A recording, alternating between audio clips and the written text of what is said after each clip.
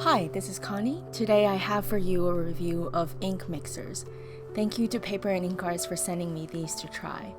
I will be comparing the SpeedStir magnetic ink stirrer and the Badger paint mixer. I remember when I first began calligraphy, I always wondered if these were worth the investment, so I hope this video will help you in your decision. The SpeedStir magnetic ink stirrer comes with the SpeedStir 1-star bar, 4A batteries, and the 25mm sample tube. To put the batteries in, you need a screwdriver. The screw is really tight in there, so be careful not to strip the screw.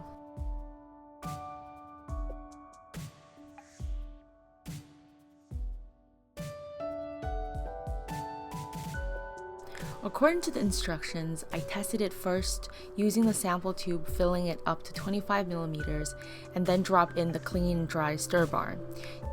There's a light button that turns on 6 LEDs below the mixing platform, but I hope you're writing in a well-lit area where you would not need this. The machine automatically shuts off after 1 minute. When it's time to replace batteries, you'll notice that the stir bar vibrates instead of spins. If you do purchase the SpeedStir, I highly recommend that you purchase the Deluxe stirrer set, which comes with 8 20mm storage containers and 5 extra stir bars. As you can see, not all jars will fit on the stirrer, so the storage containers do come in handy. As each time you would want to put in a clean and dry stir bar, the extra stir bars would be useful as well. If you do use this container, here is approximately the maximum level of solution you want for it to not spill over.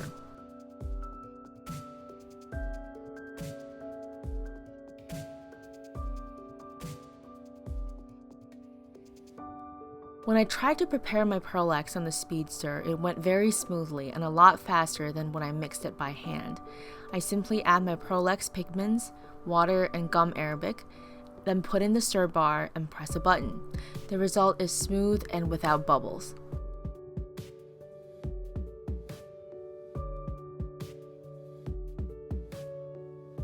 For ink that you may not want to transfer into another container, for example, Dockville Martin iridescent inks, you may want to consider the Badger paint mixer. This is $12.50 compared to the $36 magnetic stirrer.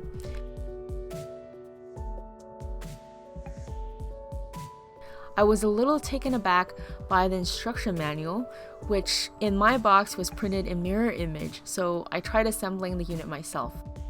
It was surprisingly difficult to push the stir bar into the unit. Batteries are not included, so you will need 2 AA batteries. It is not clear which direction the batteries should be in, but once you have it accurately, the cover goes on smoothly. I tried it in the various glass jars I usually keep my inks in, and it worked very fast and well.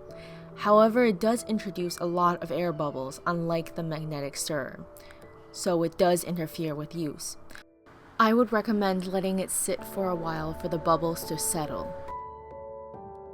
Do not make the mistake I did here and stick the Badger mixer into a half-filled McCaffrey inkwell of Dockville Martin Bleed-Proof White, and be sure to turn on the unit after it's immersed in ink. It is relatively easy to clean. You can simply turn it on in clear water and wipe it down.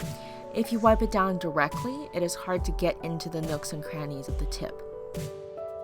So in summary, I do enjoy both of these mixers, just in different ways. I use the Badger mixer in inks that are already in containers that do not fit on the magnetic stirrer. The downside is the bubbles, but it is much faster and much more effective than mixing with, say, a coffee stirrer that usually has a harder time breaking up the metallic pigments that settle to the bottom. The magnetic stirrer really works beautifully and creates a very smooth solution, but you would have to get into the habit of using the containers that come with the set. The containers of big dinky dips do fit on here, but they're not as tall, so you would not be able to mix as effectively. But I prefer this over the Badger when I have to mix, say, a large batch of ink for a commission piece. I can do my piece with the ink on the mixer and press a button whenever it needs mixing. As both of these mixers are battery operated, it's important to take the batteries out if you won't be using them for a long period of time, especially during the summer so that the batteries don't melt in the unit. I do think both of these mixers are worth the investment, and ideally, it would be great to own both. But when budget is a concern, I hope this video can help you assess which is more suitable for your needs and the way you work. The links to the mixers are in the description below, and let me know in the comments if you have any questions about the mixers and what other calligraphy tools you would like me to review. And as always, thank you so much for watching.